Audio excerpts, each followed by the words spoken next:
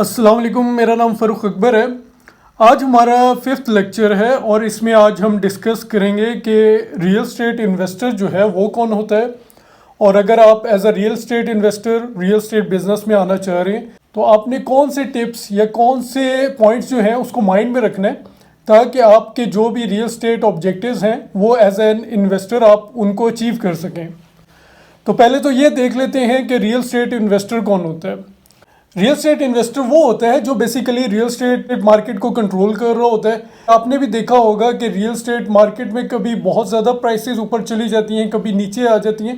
तो इसमें जो मेन अमल दखल है वो रियल स्टेट इन्वेस्टर का होता है, क्योंकि रियल स्टेट इन्वेस्टर्स जो होते हैं उनके पास काफ़ी अमाउंट जो है इन कैश उनके पास मौजूद होती है, और वो जब भी चाहते हैं मार्केट में वो कैश फेंक के वहाँ से अपने प्रॉफिट ऑब्जेक्टिव्स अचीव करते हैं। और जब वो देखते हैं कि उन्होंने रियल स्टेट मार्केट से अपने प्रॉफिटेबिलिटी ऑब्जेक्टिव्स अचीव कर लिए हैं, तो वो रियल स्टेट मार्केट में जिन जगह उन्होंने इन्वेस्ट किया होता है वहाँ से अपनी जो भी प्रॉपर्टीज़ हैं उनको सेल आउट करते हैं अच्छे प्रॉफिट्स में, और अपना कैश जो है वो मार्केट से दोबारा उसको कन्वर्ट कर लेते हैं। सिंपल वर्ड्स में बात की जाए तो रियल स्टेट इन्वेस्टर वो होते हैं जो कि बेसिकली कोई भी मार्केट कंट्रोल करते हैं। सिर्फ रियल स्टेट में नहीं, किसी भी, अगर आप दुनिया में किसी भी बिजनेस में देख लें तो मार्केट जो रन कर रहे होते हैं वो इन्वेस्टर्स ही होते हैं।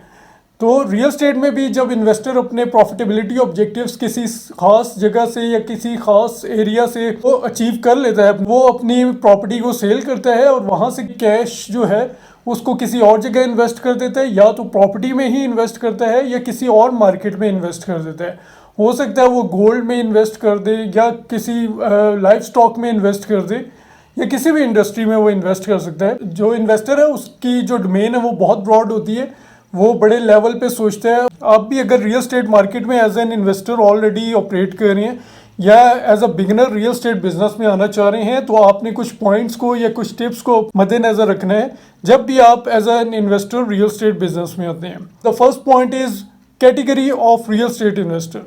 जब भी आप as an investor real estate market में आते हैं आपने अपनी एक कैटेगरी होती है बेसिकली वो डिफाइन कर लेना है। पहले आपने देखना है कि आपके पास जो अमाउंट है, जो कैश है, वो कितना है। मेरे नज़दीक जो है इन्वेस्टर की 3 कैटेगरीज हैं, big investor, medium investor and small investor.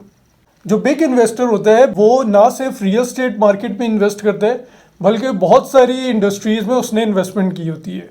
वो रिलाय सिर्फ रियल स्टेट में नहीं कर रहा होता, वो उसने बहुत ही ब्रॉड स्पेक्ट्रम पे जो है अपनी इन्वेस्टमेंट की होती है। एक इन्वेस्टर जो है उसके बहुत ज़्यादा उसके पास कैश होता है और वो सिर्फ रियल स्टेट पे रिलाय नहीं करता। जबकि जो मीडियम इन्वेस्टर है वो नॉर्मली क्या करता है कि अपनी हाफ इन्वेस्टमेंट या जो भी उसके पास अमाउंट अवेलेबल होती है उनमें से जो आधी अमाउंट है वो रियल स्टेट मार्केट में इन्वेस्ट कर देता है, और जो बाकी इन्वेस्टमेंट है उसमें से कुछ amount as a cash hold कर लेता है और कुछ अमाउंट इन्वेस्ट कर देता है मुख्तलिफ जगह पे। और जो स्मॉल इन्वेस्टर है आप कह सकते हैं कि जो जॉब करते हैं लोग उनको आप स्मॉल इन्वेस्टर कह सकते हैं, जो नॉर्मली क्या करते हैं कि जॉब भी कर रहे होते हैं और साथ साथ बिल्कुल छोटे लेवल पे इन्वेस्टमेंट भी कर रहे होते हैं।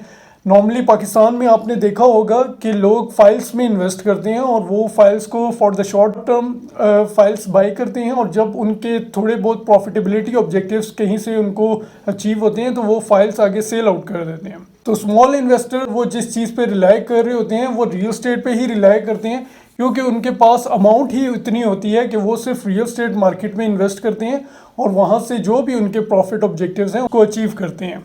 Next point is knowledge of real estate market. आपने जब भी as an investor real estate business में आना है आपके पास रियल स्टेट मार्केट का नॉलेज होना बहुत ही ज़रूरी है। आपको पता होना चाहिए कि रियल स्टेट मार्केट कैसे वर्क करती है, किस तरह आपने इन्वेस्टमेंट करनी है, किस जगह पे इन्वेस्टमेंट करनी है, कितने टाइम पीरियड के लिए आपने इन्वेस्टमेंट करनी है, किस प्रॉपर्टी में इन्वेस्ट करना है, आपने रेजिडेंशियल प्रॉपर्टी में करना है, कमर्शियल प्रॉपर्टी में करना है, एग्रीकल्चर में करना है। फिर आपने ये देखना है कि आपने प्लॉट्स में इन्वेस्टमेंट करनी है, फ्लैट्स में इन्वेस्टमेंट करनी है, फार्म हाउसेस में इन्वेस्टमेंट करनी है।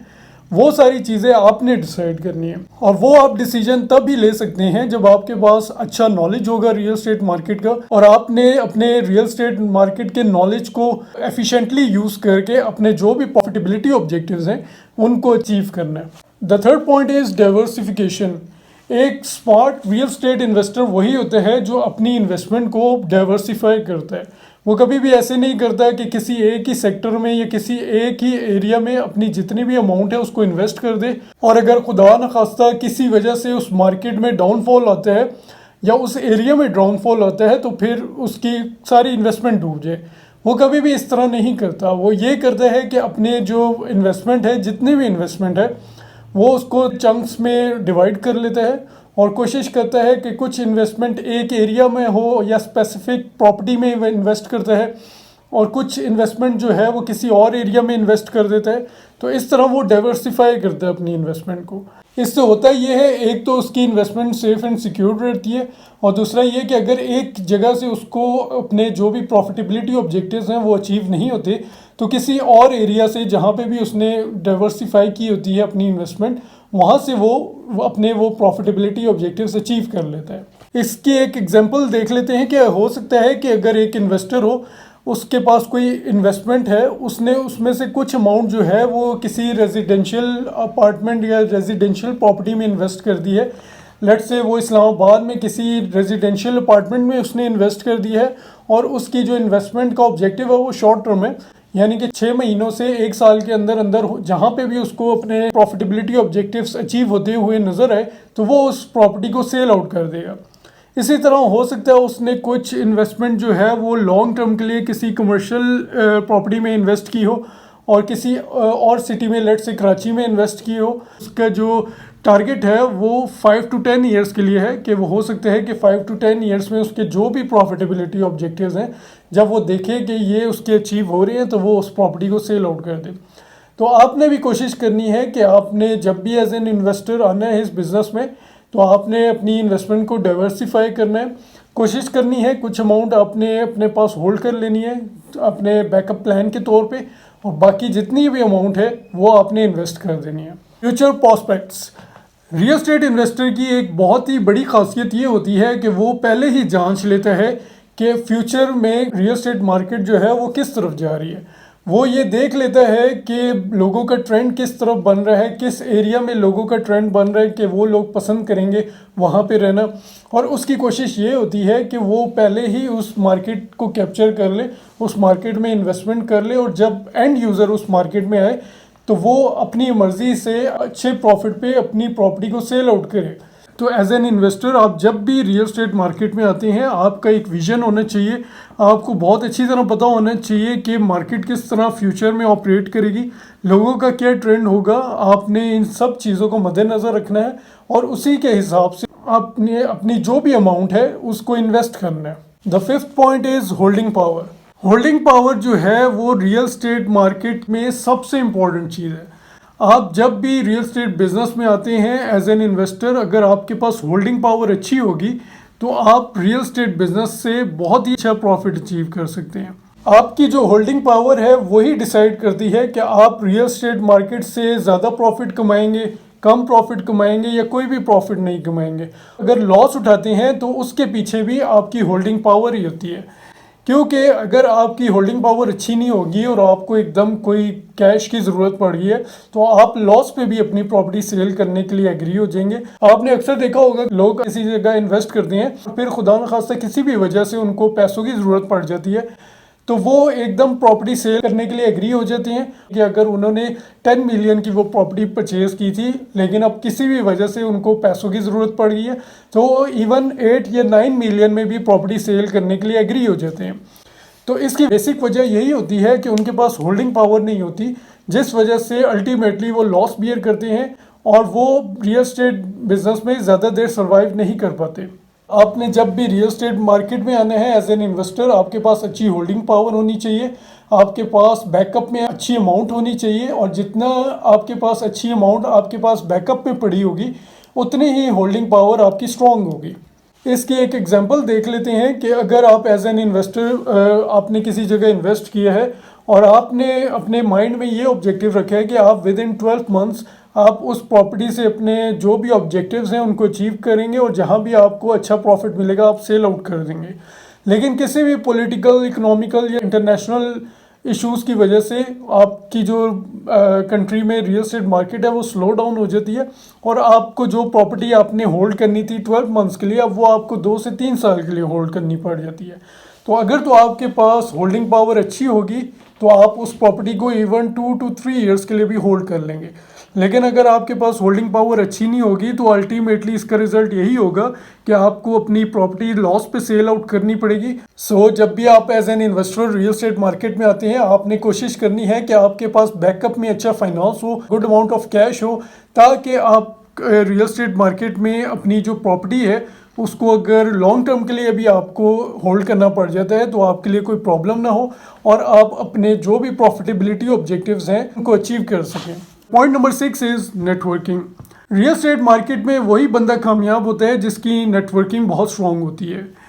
आप अगर as an investor real estate market में आना चाह रहे हैं, आपकी अच्छी नेटवर्किंग होनी चाहिए, लोगों से आपका अच्छा कनेक्शन होना चाहिए, आपको पता होना चाहिए कि रियल एस्टेट मार्केट में मुख्तलिफ एरियाज़ में कौन से आपके जानने वाले लोग बैठे हुए हैं। आपने उनके साथ अच्छा रिलेशनशिप बनाना है। आपने उनको ये बताना है कि आप as an investor real estate market में ऑपरेट कर रहे हैं और अगर आपके पास कोई भी ऐसी प्रॉपर्टी आती है जो कि अच्छी प्रॉपर्टी है और जिससे फ्यूचर में आपको अच्छे प्रॉफिट नज़र आ रहे हैं, तो वो लोग जो हैं आपके साथ उस प्रॉपर्टी को शेयर करें, आपके साथ डिस्कस करें। और अगर एज एन इन्वेस्टर आपको समझ आती है कि उस प्रॉपर्टी से आप फ्यूचर में अच्छा प्रॉफिट जनरेट कर सकते हैं तो आप भी उस प्रॉपर्टी में इन्वेस्ट करें। एज एन इन्वेस्टर आपके पास नॉलेज तो हो सकता है मार्केट का हो, लेकिन कुछ ऐसी अपॉर्चुनिटीज़ आती हैं रियल एस्टेट मार्केट में जो कि आप उनसे तब ही एडवांटेज हासिल कर सकते हैं जब लोगों के साथ आपका रिलेशनशिप अच्छा हो। Number 7 and the last point of our lecture today is patience. Real estate is basically the game of money, holding power and patience.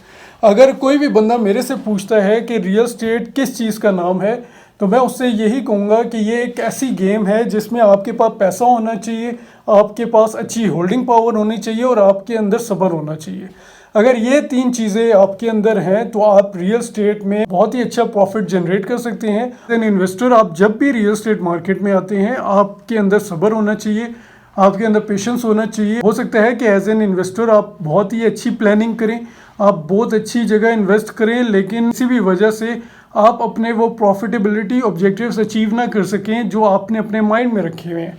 लिहाजा कोई भी ऐसी सिचुएशन अगर बनती है जिसमें चीज़ें आपके मुताबिक नहीं चल रही होती, तो आपने उस सिचुएशन में सब्र रखना है, पेशेंस रखना है। आपने मार्केट को जो है बहुत ही क्लोजली फोकस करना है, क्योंकि अगर आप सब्र से काम लेंगे तो आप कोई भी गलत डिसीजन लेने से बाज रहेंगे, आप जल्दी में काम नहीं करेंगे, आप पैनिक में नहीं आएंगे। जिस ड्यूरेशन में आप अपने प्रॉफिटेबिलिटी ऑब्जेक्टिव्स अचीव करना चाह रहे हैं वो थोड़ा प्रोलॉन्ग हो जाए और अल्टीमेटली अगर आप सब्र से काम लेंगे तो थोड़े टाइम बाद आप हो सकता है उससे ज़्यादा प्रॉफिट कमा लें।